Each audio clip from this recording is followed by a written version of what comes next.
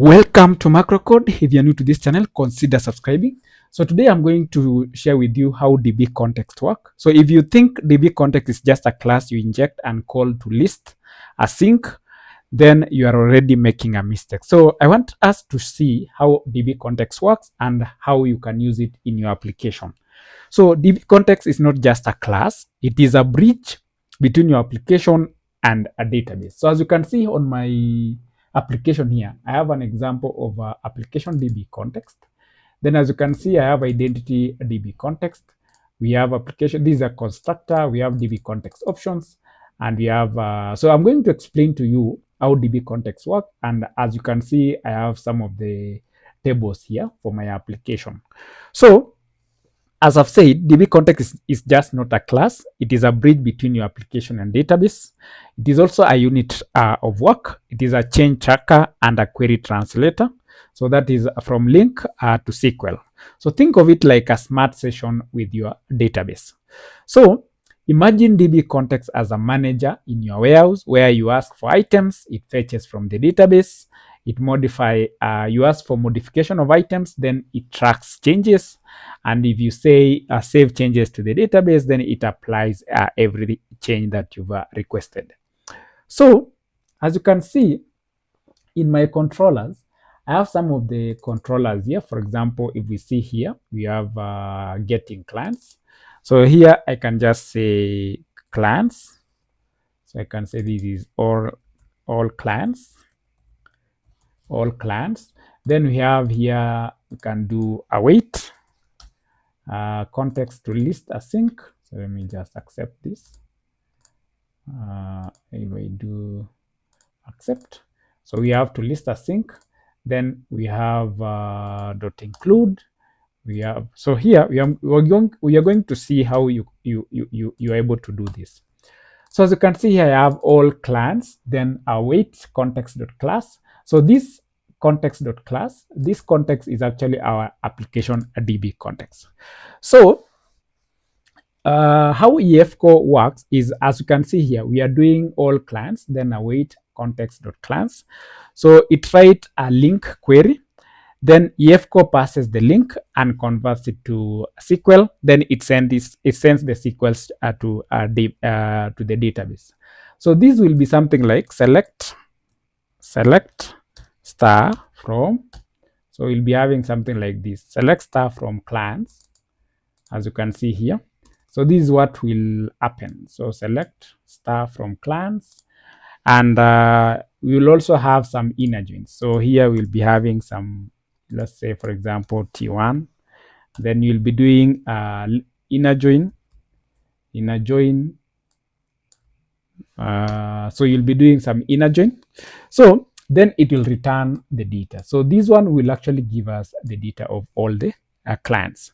So EFCO is not magic. It's just a translator and a tracker. So let's see how DbContext works. So let's go to our application DbContext. So you can see here we have our application DbContext. So we have identity DbContext, or you can even have you can even have DbContext. So most of the people, you'll find them with DbContext or identity DbContext. So maybe just to explain, DbContext is just a base class that gives you the database connection, change tracking, and query execution. So DbContext will just give you a database connection, change tracking, and also DB, that is query execution. So here you'll see we have the DbContext, but also as you can see on our application DbContext, we have DbSet, and we have our model for fixed assets and fixed assets. So this is our model, fixed asset. As you can see, this is our properties. So we create these properties. Then you also have fixed assets. So this will translate to the table in the in our database. So DbSet represent a table in the database, and also it represents a query entry point. So DbSet is not data, it's a query builder. So you can see here, this is a DbSet. We have our model, and this will be the name of our table. So you said it represents a table in a database, and it's also a query builder. Then we have DbContext options. So DbContext options is used for connection string and also database provider. So currently we are using SQL Server. So you can see on our program.cs, we have builder.services are DbContext, application DbContext. Then options, as you can see, we said use SQL Server. So DbContext options is used for connection string and also database provider. So you can see here we have the connection string. We are already passing, we are getting our default connection. And this default connection is giving us the connection to the database. So if you're connecting this to your server, then you'll provide the IP address and the port, then the database name, and you should be able to access the database. So you'll see we are registering our application DbContext in our program.cs class. So we have done here builder.services.add DbContext, then application DbContext, then options, we are using SQL Server, and you also have our connection string here. So as you can see here, we have our DbContext is actually scoped by default. So meaning one request, one database context instance at a time.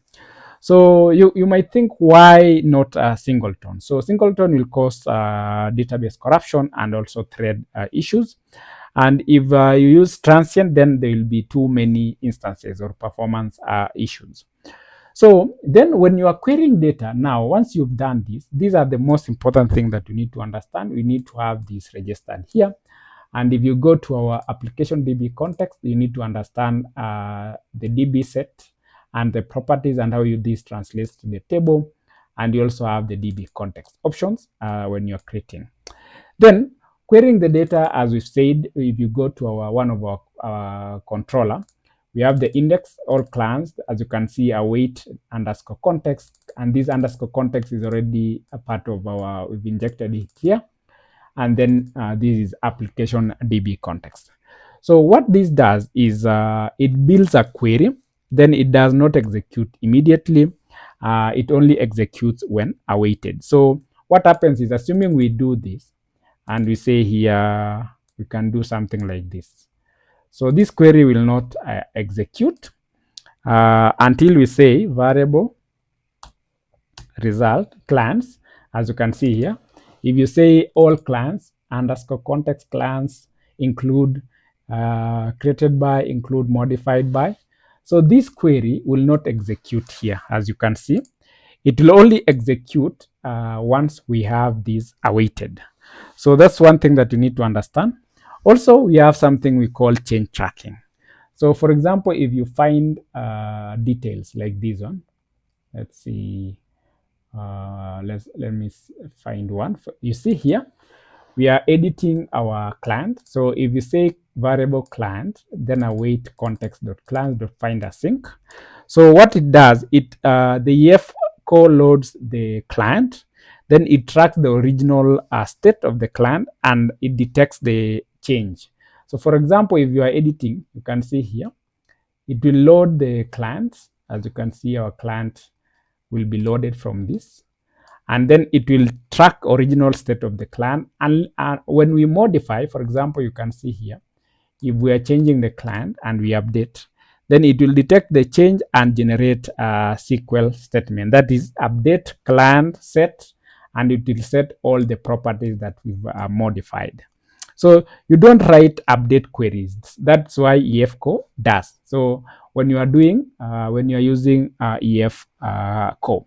So then we have what we are doing here called save changes async. So as you can see here, so it groups all the changes and sends them in one batch. So assuming you are in the normal circumstances, we will be updating, for example, update set one column to a new value.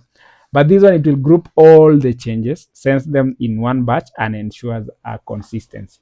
That's why we are updating all the fields here. Then we are doing save changes async.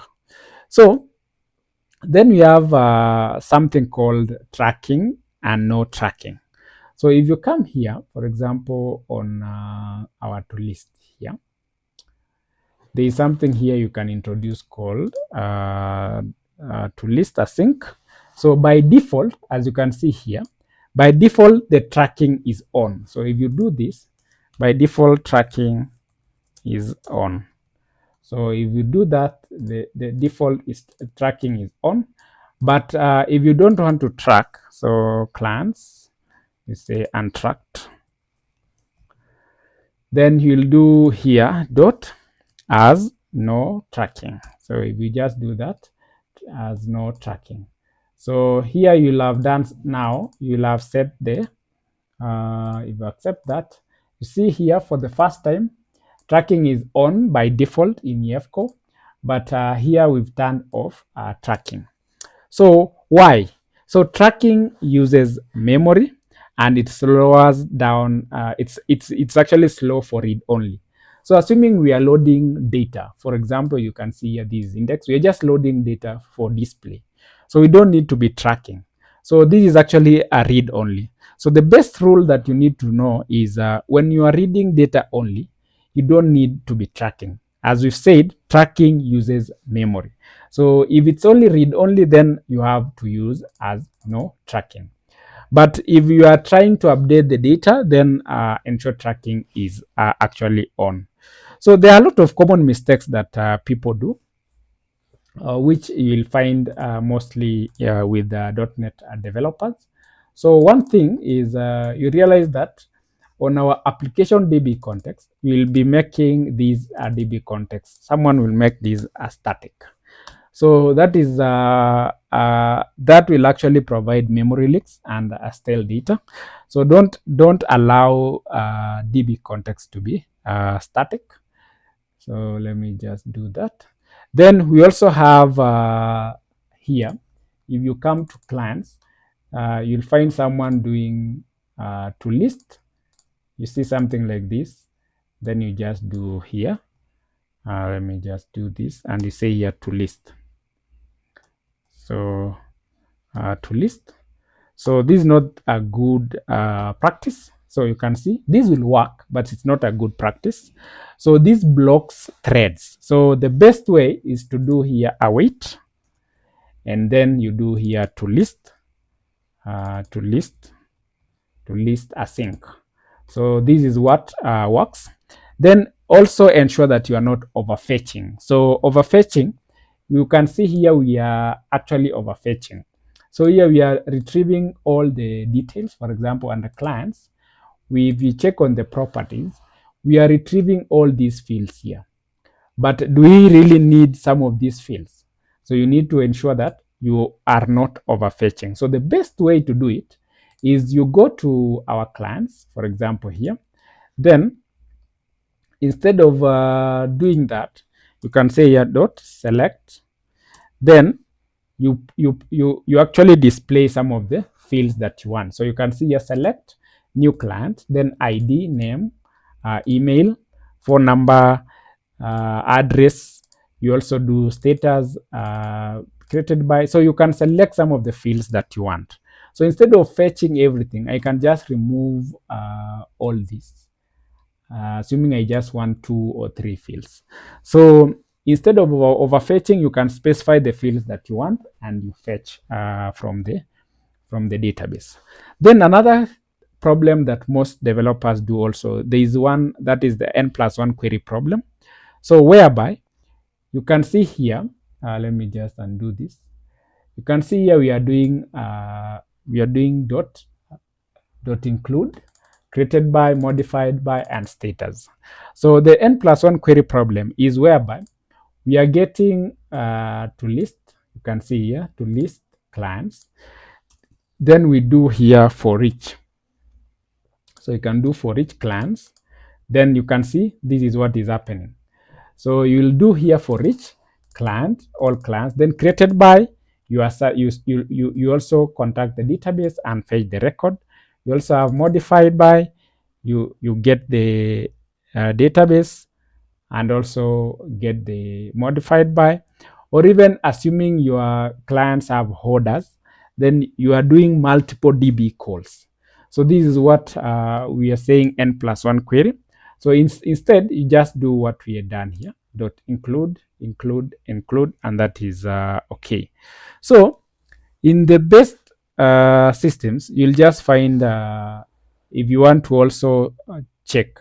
So you'll do this, then you can do here dot as no tracking. So here, as you can see, and in case also you want to, you can also do select. So you can also select some few details that you want. So you can see this is okay. So you'll select some few properties here, and that is fine. So I think that is it. So what you need to understand is how you configure your application mostly determines the performance, and also improves how your application looks like. So if you're new to this channel and you haven't subscribed, consider subscribing and like the video. See you in our next episode. Bye.